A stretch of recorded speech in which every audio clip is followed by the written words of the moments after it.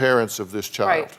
Children are very, very perceptive, and they also have memories. And he will now, as he grows up, look back and realize, you know what?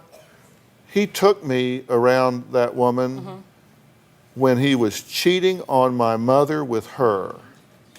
And that may not be a concept that he embraces now, but it can be a concept that he embraces down the road. It's a bad idea. You don't want to do, trust me, you don't want to do that. Yeah, so I wanted to definitely expound upon and talk more about what Dr. Phyllis was saying. That sometimes it can hit a kid later. A kid will go through something as a young kid, and then maybe 10 years later, maybe even 15 years later, or when they have children, start really being affected by what that parent has done to the other parent. If the cheating parent thinks that they're just leaving that person, or think they're just cheating on that person, that's a lie. It's not true. The kids are affected by it, and and I'm not saying that some people don't make mistakes and people don't make wrong decisions, because we all go through feelings. We all fall and surrender to bad feelings too, and bad wants that goes on in us.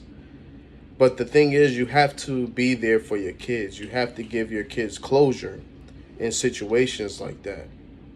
Me and my sister went through that, where later on, like after we had kids, we felt certain ways, because your understanding is different.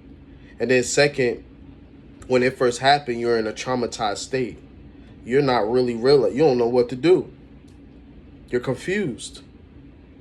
And my situation was even more deeper, because of certain things about it. But yeah, like just for advice for parents, if you happen to have cheated on the other parent, and you choose to leave the parent, you have to be able to sit your kids down and have a conversation with them and let them be able to ask you any question, and you answer them honestly. Don't get defensive. Don't get deflective.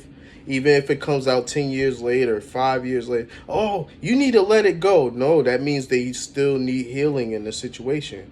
And I'm sure there's times where a kid is holding it over their parent's head, but most of the time a kid, if you give the kid closure early, you probably won't have that situation later where they're wondering,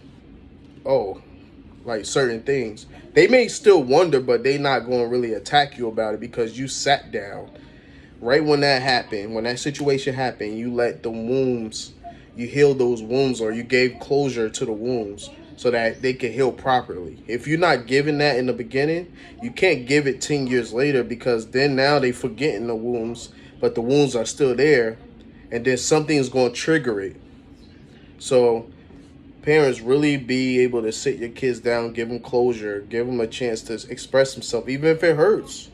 That's your job as the parent. That's your job as fixing your mistakes so that it won't traumatize your children.